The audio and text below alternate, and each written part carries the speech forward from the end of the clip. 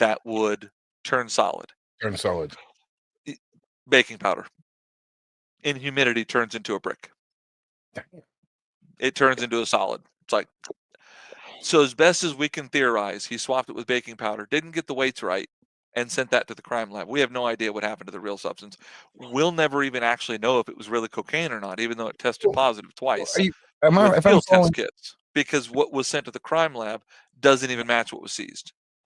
So am I right in saying it's he takes the brick, he replaces the brick in the evidence locker with a fake brick?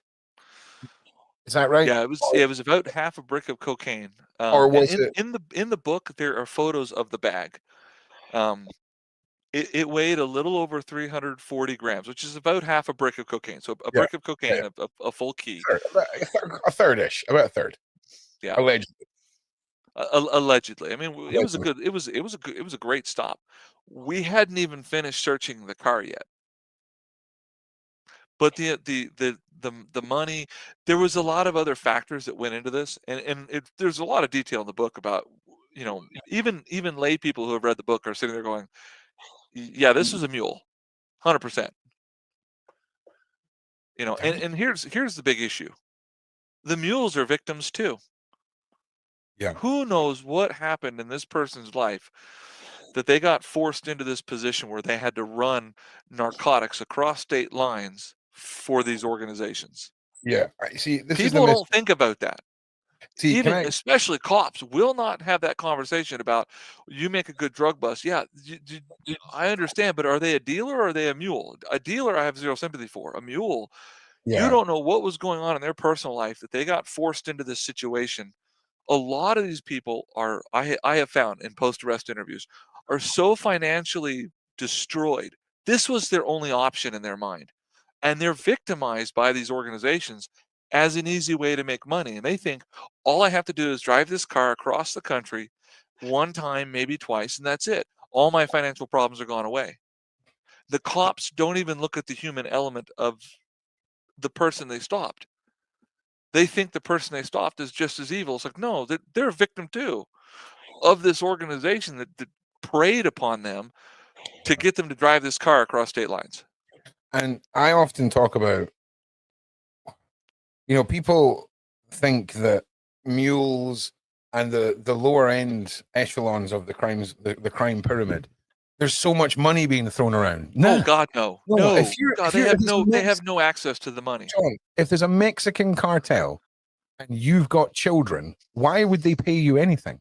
They wouldn't. They'll just tell you, get this done, or little Sally's donezo. That is a way better. That from a business model point of view, way better business model for the cartel. Less overheads. Most of these people are not making, of course they're not, a lot of money to do this. They're being paid chump change in comparison to the value of the narcotic they're transporting. We're not talking about like the dude who travels himself to somewhere and creates his own little supply line, and he's driving his own little bits back every month, whatever. It's the organized criminals. It's the organized crime that facilitates this horrific punishments that get handed out. And it's genius. It's genius what they do. Terror, man. It's genius what they do. Because then when they do that to somebody, people think, well, they must have been involved somehow. Of course. I mean, who would do that to a person's body? Right? It's genius what they do. It is incredible, because then people look at it and they go, well, they had to have been involved. Somehow they must have been involved. It's like, they weren't involved. Do you know how collectively tight these little organizations are? They're tight, but they're brutal. Very. Okay?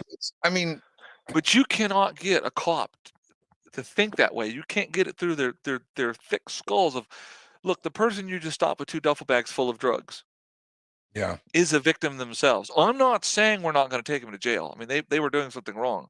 Yeah.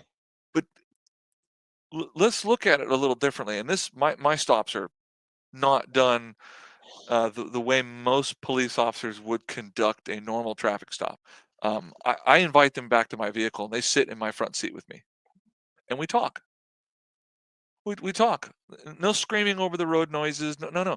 They just sit in my front passenger seat, and we talk. because Do you, there's a high probability this person may actually need some help, and we'll deal with the drugs, absolutely, or whatever they're illegally transporting. But if this person, whoever it is, can get some help that we can provide them on the side of the road to where I can call a prosecutor at 3 o'clock in the afternoon and say, hey, look, I've got this mule. They are giving me incredible, good information about who got them to do this. Can we get this person help right now on the side of the road? Oh, I'm seizing the car. I'm seizing the narcotics. I'm seizing the money. We're going to try to put a dent into whatever this organization is doing 100%. But this person's a victim too. And the cops don't think like that. That the mule is just as much of a victim. in my head, I always imagined it would be in the technology age that we're at.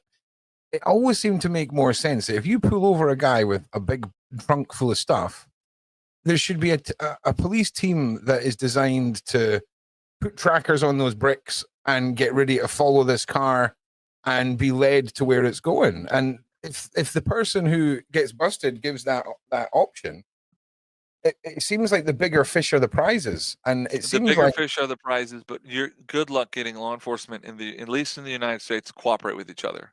They're so ego driven. yeah. Listen, there's missing purses cases, right? That you got. Listen, I've spoke to a guy, Delmas Colvin, serial unaliver of multiple women in prison, and I spoke to him about my theory of a syndicate of long distance lorry drivers in America that they'll pick up a lot lizard in Florida, drive to Texas. You might just be into torturing them. You hand it over to somebody who's into R-ing and abusing women. He sold a woman to a guy for $500 who was into Yeah. horrible things. And he started taking bricks worth of narcotics in his van. And John, I swear to God, this was his words. Ron, if there's already a dead hooker in the back of your van, what difference does it make if you load it up with substances? Do you know what I mean? Mad. But you would, Right. I swear to God, this is one of the most charismatic and And I'm engaging not people I've ever met. and I'm not right, and I'm not saying there aren't evil people in the world. Of course there's evil people in the world. But you're talking about pure percentages. Maybe 3% of the population is engaged in actual honest to goodness crime. Of Yeah. that Oh, yeah. 3%, probably 1% is engaged in a felony. Yeah. That's what I want. I think I might have forgotten what my initial point was for telling you about these long distance truck drivers. Oh, they're all over the country. Yeah. Oh, no. No, no. It was There because you there said, is no road that does not have these. When I hear cops say, "Oh, that's not here." yeah, The first thing I think is that cop is a Neanderthal. It is absolutely on your roadways. If you don't think it is, you're an idiot. it was your point about the police departments not communicating with each other. They're In so different, ego driven. that's what pulled me They on. in their mind, police officers in the United States, what I have noticed in their mind, and this is not a broad brush, but I have met many who, if they didn't do it, It must not didn't. be real, Yeah. because they're God's gift to law enforcement. Do you think narcissism, sociopaths, psychopaths, and the selection pool for the police dwindling? Do you think that the slim pickings are beginning to show in some Yes, states? Yeah, people who would ordinarily not have become cops in the last 20 years have become police officers. People who would ordinarily not have become cops have elevated to the rank of assistant chiefs and chiefs who would ordinarily never have become cops. And in the book, I apologize to the public, and I'll do it here. I'm so sorry the three individuals I'm talking about in this book became police officers, but they are incredible liars, and we as police officers are only good as the information we get, and it had to get to this point for other cops to figure out, oh no, how do we fix this? We can't at this point. They've been doing it for so long. well, So see, that's it's at that level to where these guys 30 years ago would not have become police officers, but because of what's happened in the last 30 years, they have been able to become cops who ordinarily would not have become cops. This happened in Miami during the cocaine wars. People who would ordinarily never have become police officers got to become police officers because there's a shortage in Miami-Dade. yeah. And with this shortage, do you think that they're trying to create a system where they're trying to purposely create police forces in states where they want the police alienated by the population so that they can try and indoctor in? I'm fearing Robocop states, all right? And in order to get some sort of artificial policing, right, to start taking place, we've already got systems where police officers no longer need to write up the reports at the end of the day. The AI. The AI will interpret the conversations from the chest That cam. is going to get people in trouble, Oh, at hell least yeah. here in the States. I am not a defense attorney, and I already know what I'm gonna do. If I was a defense attorney, I would sit there and just say, "Officer, did you write this report?" I wrote it." "Okay, cool. It says here that AI wrote this report, so do you wanna take back your perjury, or what are we doing here?" Well, you see, all of these "Write things are your really good report. ideas. I type. Yeah, see, here's the thing. No All of these AI things assistance. I they're type great my ideas, report." John. They're great ideas when it's like 15th generation of the software, right? I mean, could you imagine your prison sentence depends on what is the equivalent of the first generation iPhone, okay, of this coding? It's one of these things that AI and all of this technology should assist police. It should be an AI, additional buffer. It it shouldn't is be simply a should be tool. swapping out. Exactly. It should It's be a just tool. another tool. Correct. It is not the end all be all, but I have seen people locked up and transported multiple states because of an AI photo hit. And then How they does got that to that other state and they figured out it wasn't the person that was like, I do mean, you think listen, I it have seems seen city police here in Georgia have a person transported from Atlanta to South Georgia all because of an AI mistake.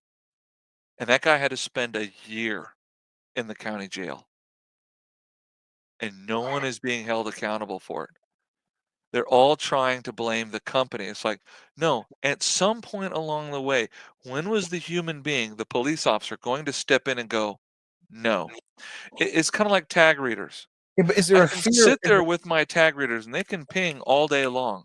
If I don't reach over and hit the validate button and confirm that that tag and that car and that state or that province or whatever all matched up, I, but there are police officers out there that will go solely off of the little noise that their computer makes, and they'll go stop a car and then wonder why they're being sued for illegal detention. I know why. If they'd have taken the 5 seconds, but we rely so much on technology today, and these AI reports are going to get us in trouble. do you And know every cop out there should not be using in any. If there's a well, police officer who's listening to this, stop using AI. If your department's using it, stop using it. You need to type your report and it should match, because when you get to court at some point you're going to get destroyed. here's the thing. It seems like we've discussed the police time being whittled down with quotas. All right. Now they're interjecting with the AI reports being written and all the rest of it. It's almost like they just want numbers on paper for whatever That's right. reason. I don't know if it's funding or whatever. It's stat driven. But It's stat driven. do you think it's going to get to the point where an officer is going to pull someone over and the AI is going to be the one that's issuing the commands and telling the officer what to do, and we're just going to be a glorified button pusher, a trained button pusher? I mean, it seems like the more they strip it back, where the officers have got no free will, they're hitting quotas, they've got to do what exactly as you're saying, which seems insane to me because exactly what you said, focusing on felonies, focusing on the real dangerous individuals. Honest to goodness criminals, right? Right.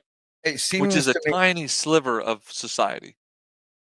yeah, No, I would say technology is creating a crutch for law enforcement.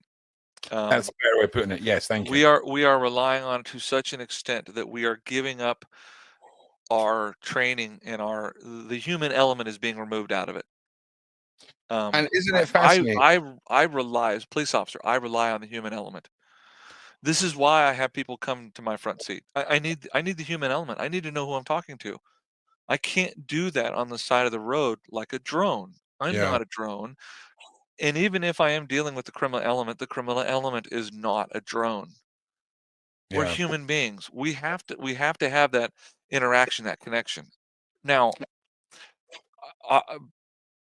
probably from this interview, people wouldn't believe it, but I'm actually an introvert. And I went and I got over my introvertedness to do this job so that when I go out there, I make the human connection.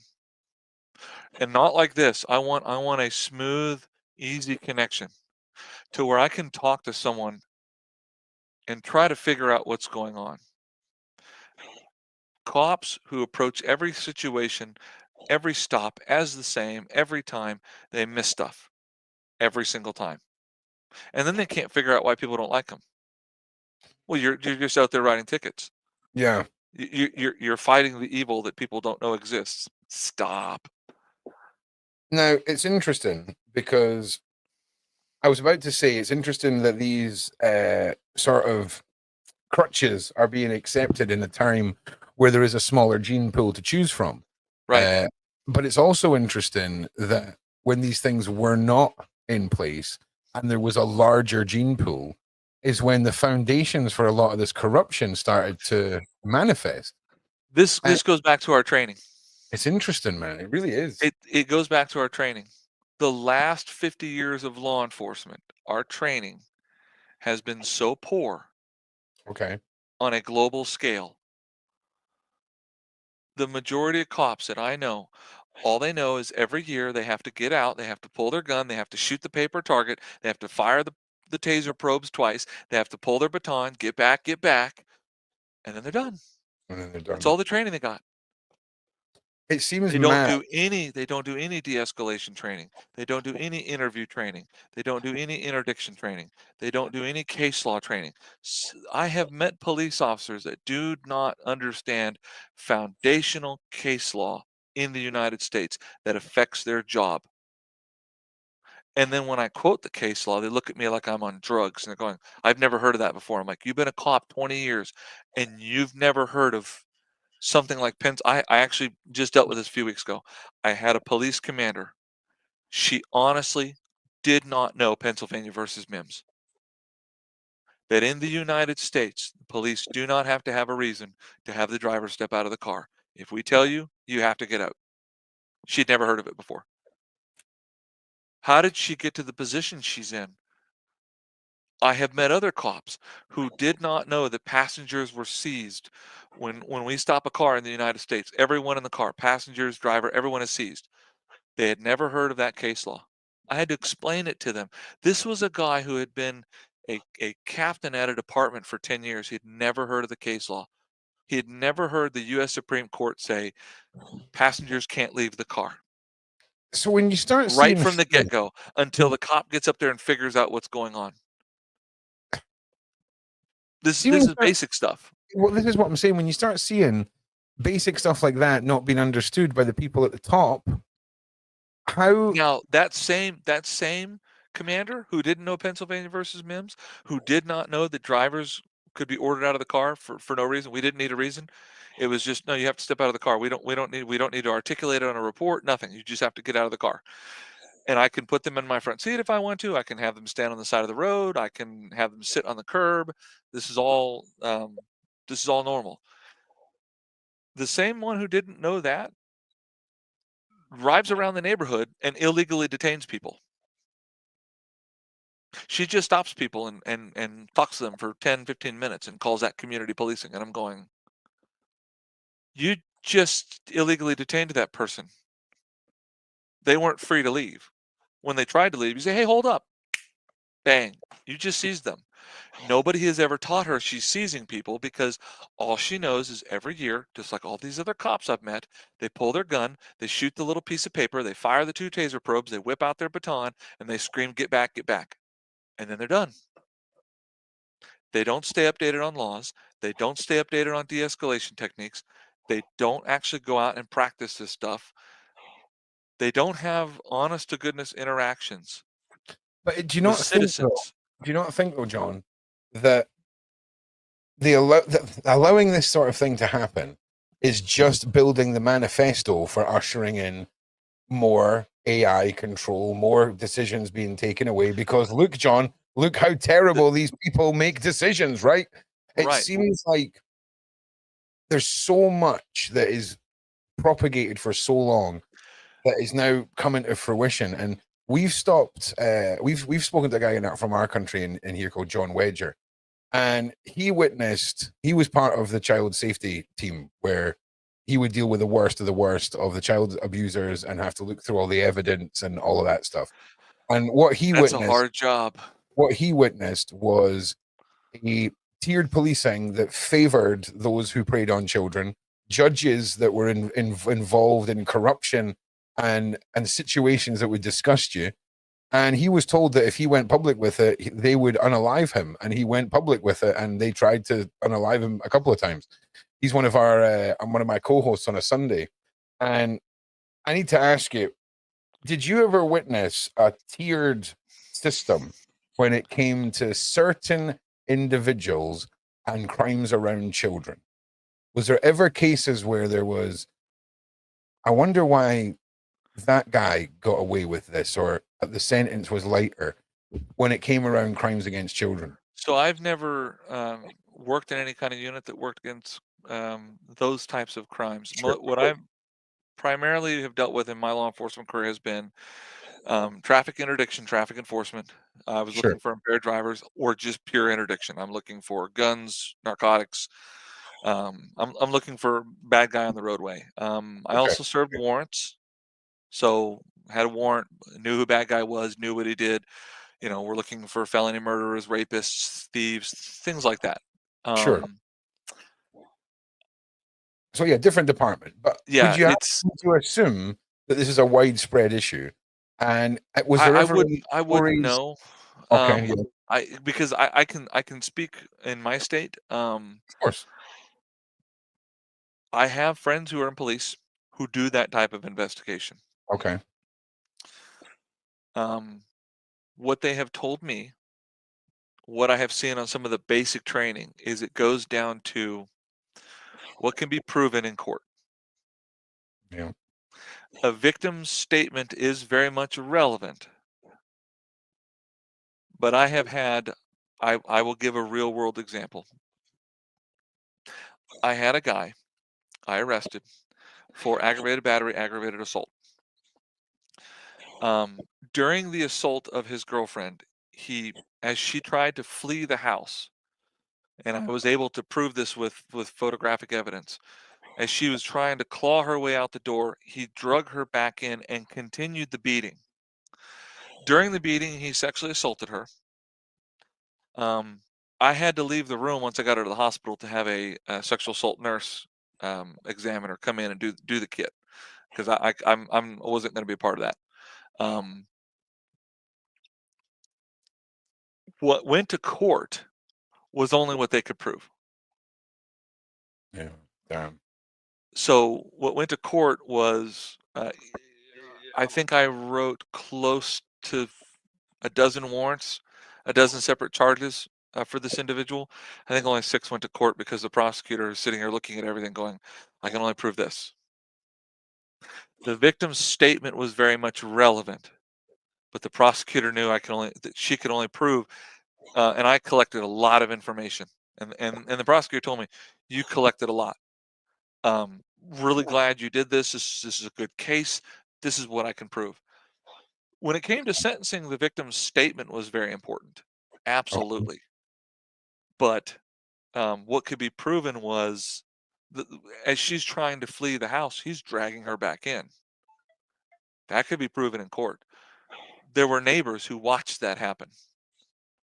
They came to court and said, yeah, one of the neighbors had a camera that showed her trying to claw out of the house and him dragging her back in on a Ring doorbell from across the street. That could be proven in court. Well, that's a kidnapping charge, at least in the state I live in. Right. So the things that could be proven in court didn't necessarily match up what he went to jail for that night. What he went to jail for that night was a slew of charges that I thought I had probable cause for. Judge sat there and said, I'm sold. I'm reading your report. I'm looking at your photos. I'm looking at your evidence. This is great. Let's go. Prosecutor looked at it and said, highly unlikely I'm going to be able to prove this in a court beyond a reasonable doubt. Oh, no, you had probable cause to make an arrest. I can't prove it beyond a reasonable doubt to a jury of 12 people. So what went up in front of a grand jury was half of what I wrote. That's not my fault. Right. But that's the system, right? I would imagine it's the same in a case dealing with a sex offender. What can they prove? 100%. Well, I mean, there's varying laws for some cases, especially with children and things like that, and it is difficult and it's frustrating. I think, especially when we look at how many women and victims of our, as we have to say on YouTube, the crimes go unreported. I think it's got a 14% report rate.